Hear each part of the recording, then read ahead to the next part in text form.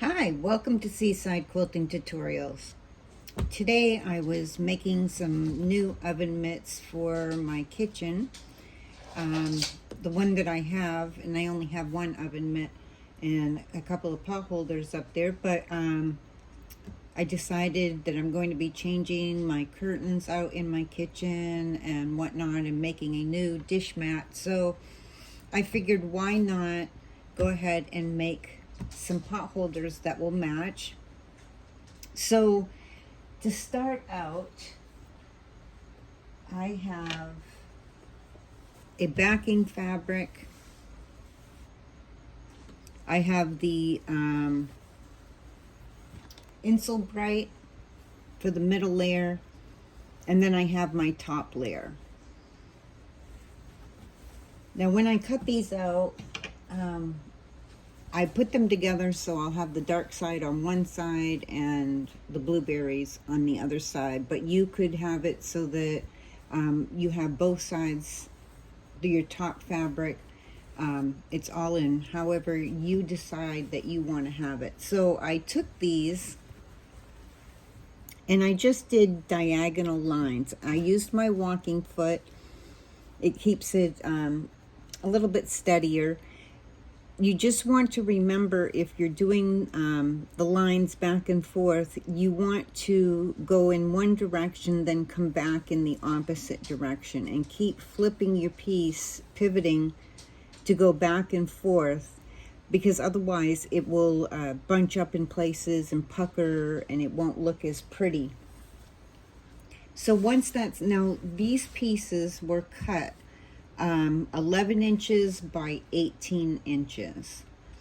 And I did them bigger than I needed them for a reason. Because the leftover fabric down in this area, I can cut out my pot holders, and then I can put two of these together, which I have some scrap here.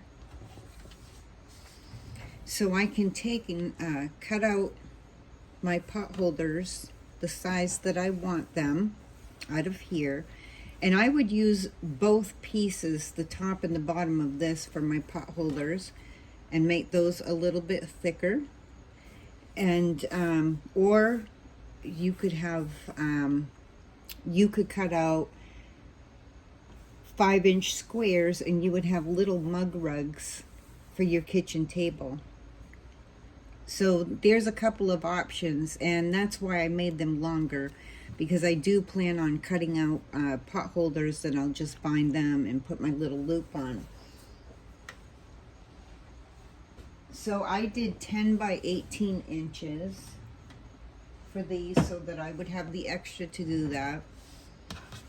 Once you have this quilted, now you could do like a lattice look. You could go in the opposite direction, and then you would have little diamonds on here and make it look like a lattice pattern.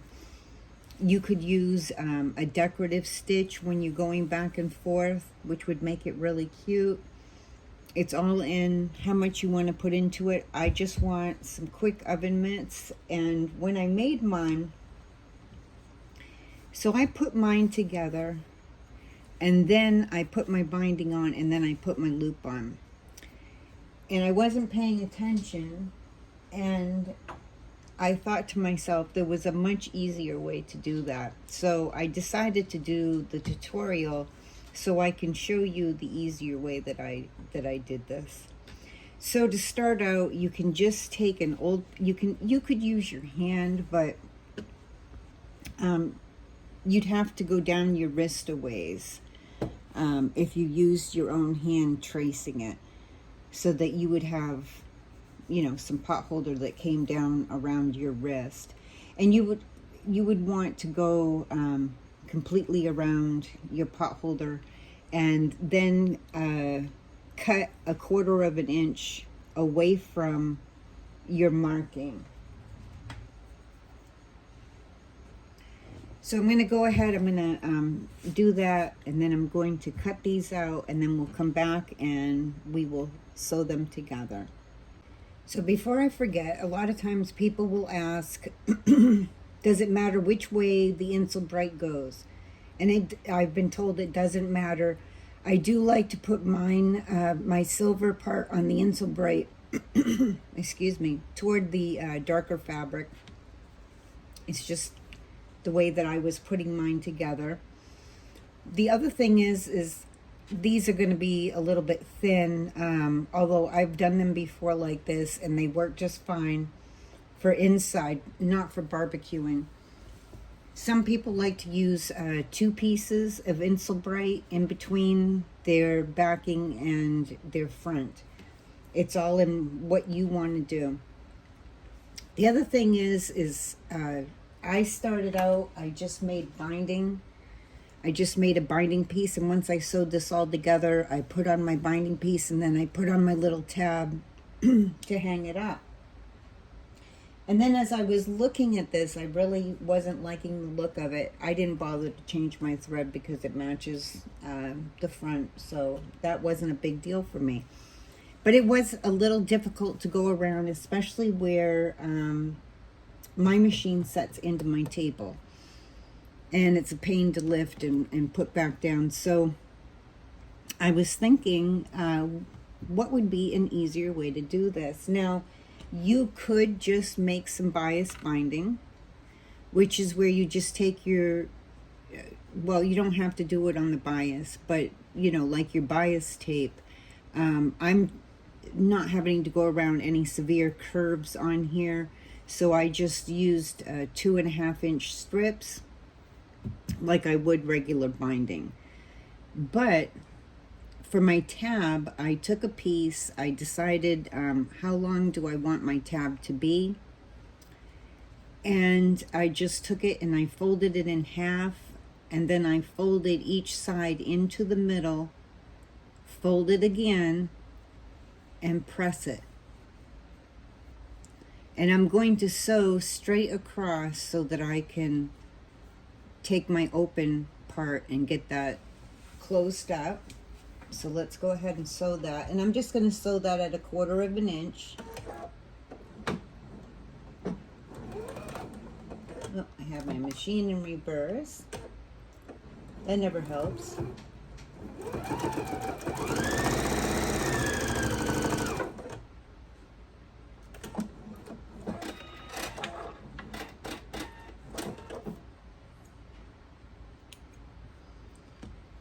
And I'm not overly particular with mine today. These are just going in my kitchen. They're not gifts. So I'm not overly worried about everything. I just wanted some oven mitts.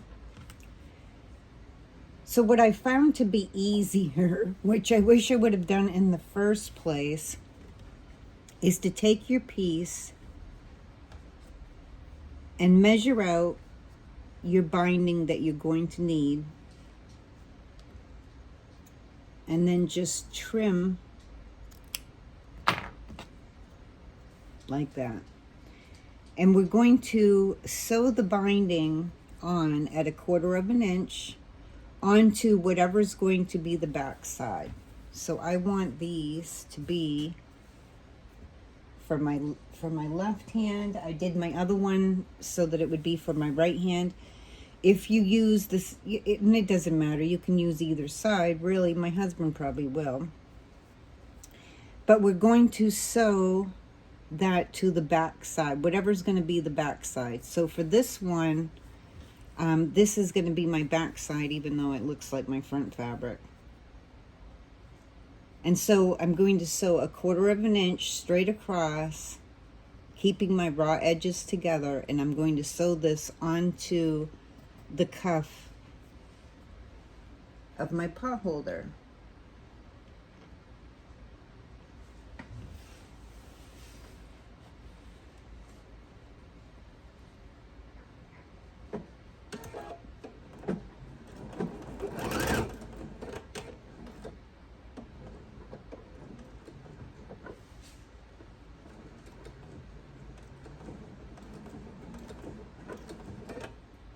And of course I got it so it's stuck. I'm going to need a little leader piece here, because I should have left my walking foot in, mind you, for this. But I did not. So I'm just going to stick a leader piece in here.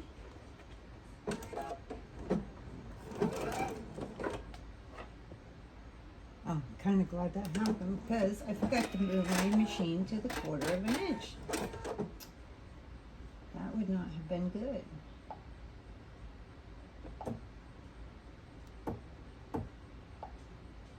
Okay, let's try that again.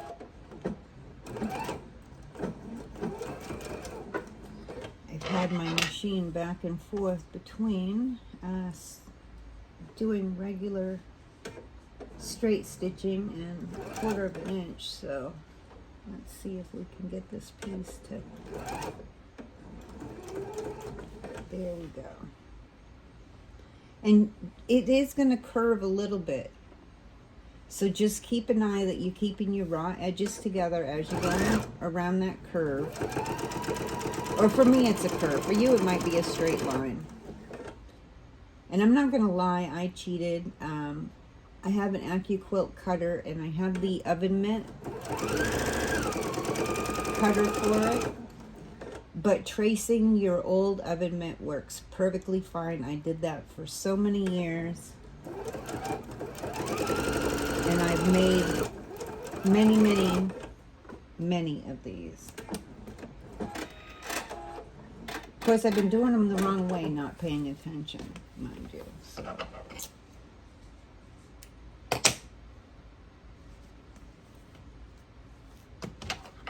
And I'm just going to trim that little so it rounds from my corner.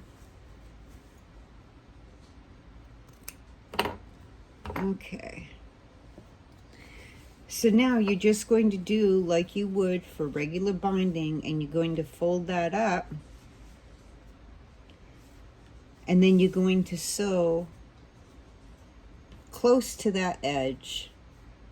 Just be careful that you're not going off the edge, but just sew close to the edge. I'm going to use my left edge top stitch foot because it has an indent in the bottom, so the little cuff from the binding goes up against it and keeps it somewhat straight for me, which I did not do with my other one because I was struggling with it coming around to the outside, and this is just going to make it look nicer and make it easier for me, is the goal.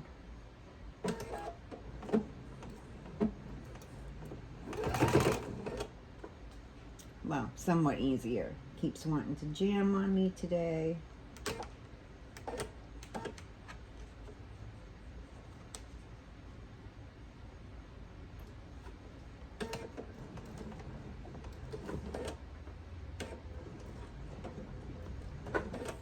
Let me get my awl and see if that helps.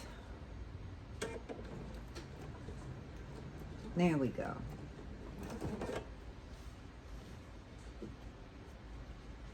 I just had to get it going.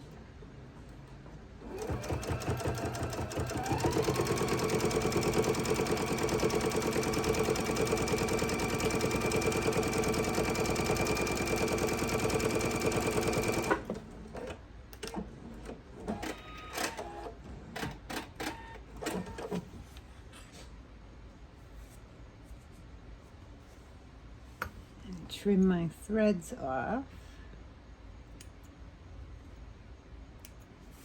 from each end here, and then I'm going to do the same thing to the other piece. So now I'll already have my binding on when I go to sew these together.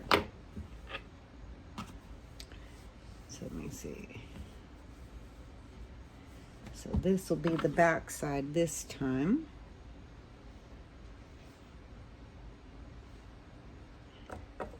And I will trim a piece that I need for this.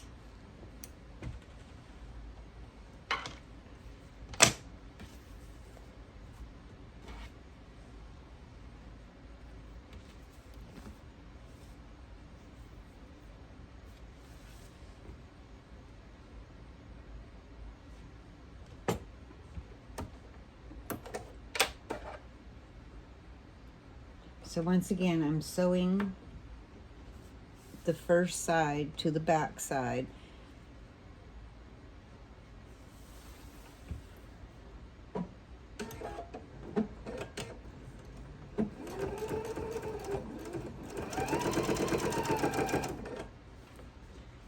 keeping your raw edges together.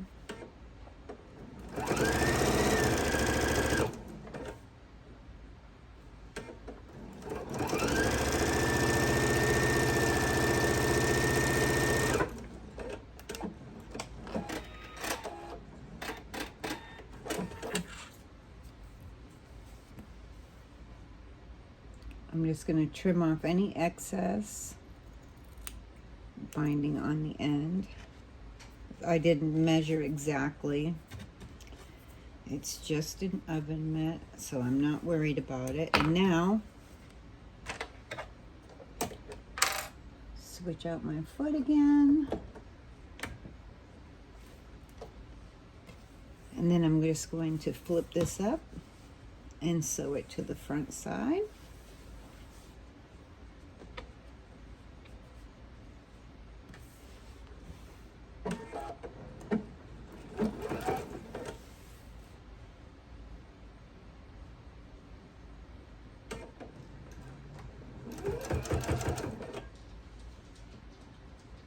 I don't know why I didn't do it this way before.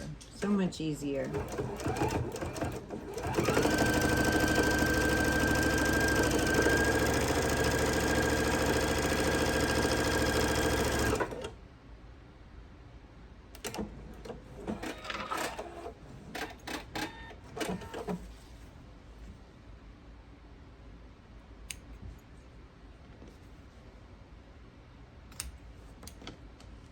Okay, so now I can put my two pieces together.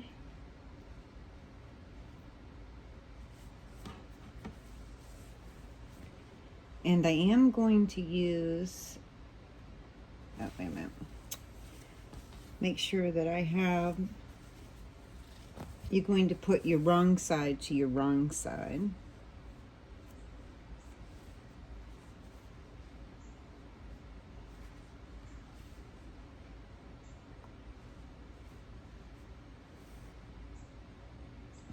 I'm trying to think which way am I doing this?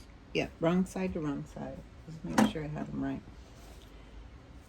And then I'm going to use some clips going around just so I line this all up. And the other thing that you're going to want to do is right here, right where the thumb and the hand are coming together, I did a snip 1/4 of an inch down. Okay, so you have a snip right there, and that's just going to make it so you can move your thumb a little bit easier.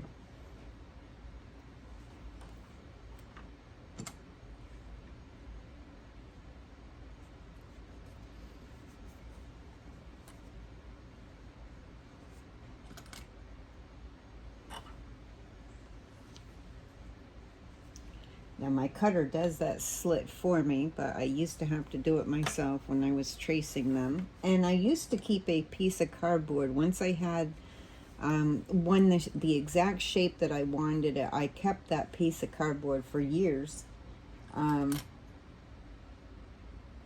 think I actually used like a big cereal box cardboard. And I kept it on hand because each time I needed to make oven mitts, then I had my template all ready to go. Okay, so now we're going to do 1/4 of an inch all the way around. And when you get to where your snip is, you're going to do your 1/4 of an inch straight down until you're 1/4 of an inch away from where the end of your snip is, and then you're going to come back up 1/4 of an inch and go up around. So you'll be coming down until you're 1/4 of an inch away from your split. So I would be stopping right here to pivot, then pivot and come around your 1/4 of an inch.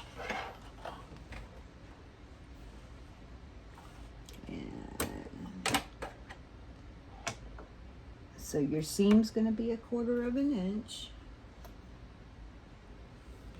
I got stuff going everywhere.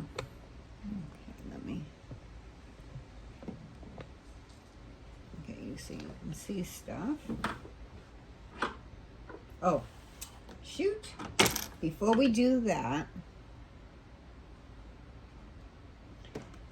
I put my tab on the thumb side.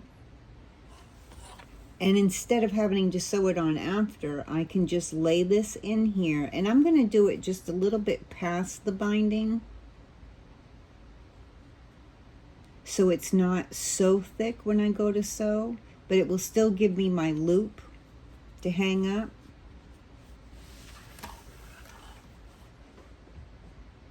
And so I'm just to review that, to make sure that it was understandable. I have my piece that I made. You don't have to finish the ends. You just need to do the sewing to put it together. I'm folding it in half. My loop is going to go toward the inside with the raw edges going on the outside, just below your binding. So it's going to sit just like that, just below your binding. I think that will be the easiest for sewing it. And then do your 1/4 of an inch seam going all the way around. And you're going to want to secure your stitches.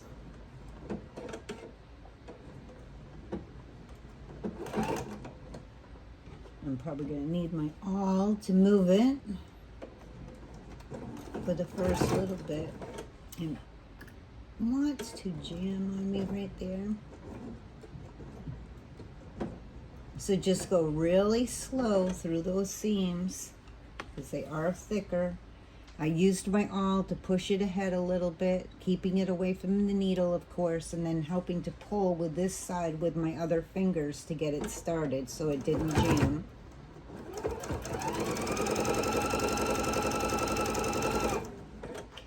And once you get up where you're going around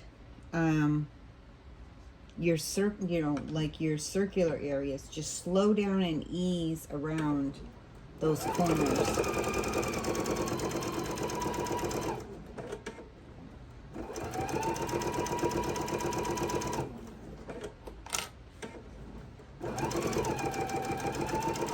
So as I get up towards the top of the thumb, I'm going to slow, and I'm just going to be slowly feeding my piece through, easing it around that corner, sort of pivoting as I go.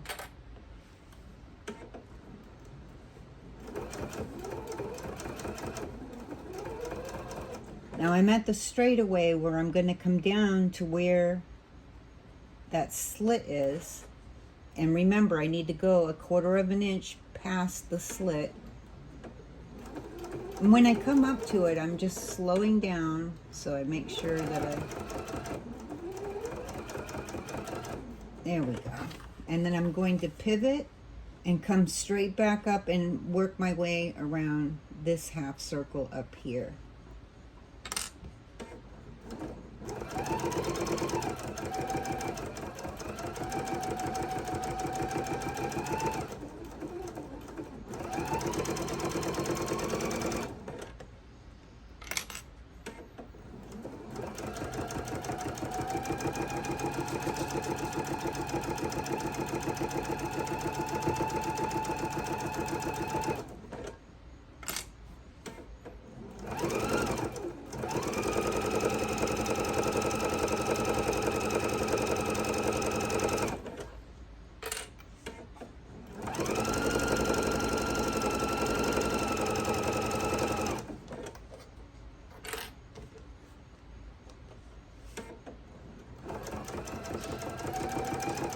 And once again, on this side, you're going to want to secure your stitches, do a reverse and forward.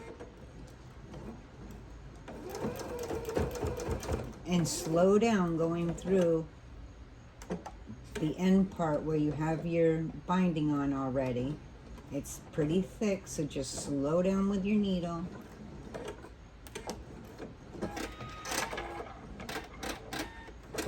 You don't want to break a needle.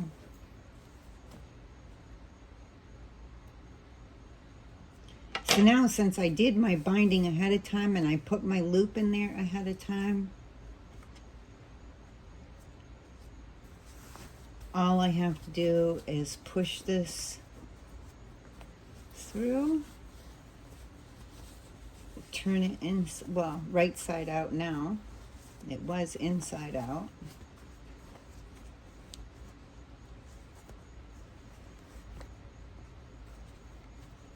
You just get it out as much as you can, then you can use your hand afterward to poke the rest of it out. And then I give it a nice press, especially if I'm giving it as a gift. I want it to look really nice, and I would have changed my thread, but it matches, so I wasn't worried about it.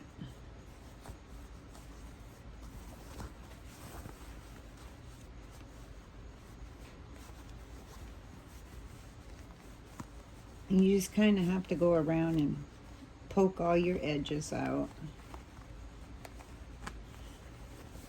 until it gets in the shape that it's supposed to be in. And I just run my finger along the seam. Get that thumb poked out. And I run my finger, like I said, through along that seam on the inside. And then I'll take it over and I'll give it a nice press.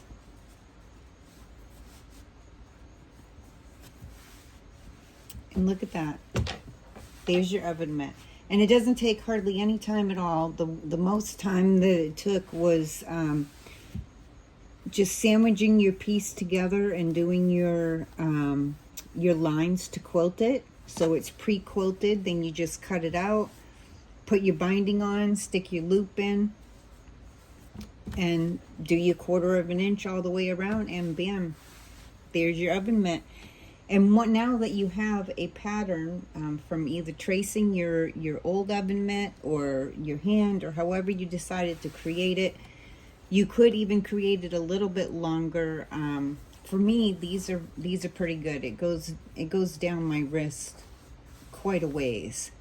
So for me, this is a nice size, and I'm sure that we're going to enjoy having some new oven mitts for our kitchen. So that's it for today. I'll be doing some more quick projects coming up. I'm making new things for the kitchen and for the sewing room. And also we'll be having more blocks coming up for our Seaside block challenge. I'm a few days behind. Just so much going on. I haven't been able to do one every single day, which I would have liked to do, but I figure if I'm doing a few a month, then I'm doing pretty good and I'm getting to use up some of my scraps. So that's it for this time. Please check us out on Facebook, Seaside Quilting Supplies LLC, every Tuesday evening at 7 p.m. Eastern Time. We have a sip-and shop where we have fabrics and notions and so forth for sale. There'll be more information down in the description if you want to click on that. We have our private group, Seaside Quilting, which is on Facebook, and that's a nice chat group. We have special sales there on Sundays. And Thursdays, sometime in the afternoon, early evening, we have a live pop-up where we do an end of the week special little pop-up, not as long as our sip and shop. And you can watch our YouTube channel for more tutorials to be coming up. We're trying to do quick gift kits. We're trying to do because they're nice for Christmas stocking stuffers, Christmas gifts, birthday gifts, just cheer somebody up gifts, and also, quilting and many other tutorials coming over the holidays. So anyways, that's it for this time, and I'll see you next time.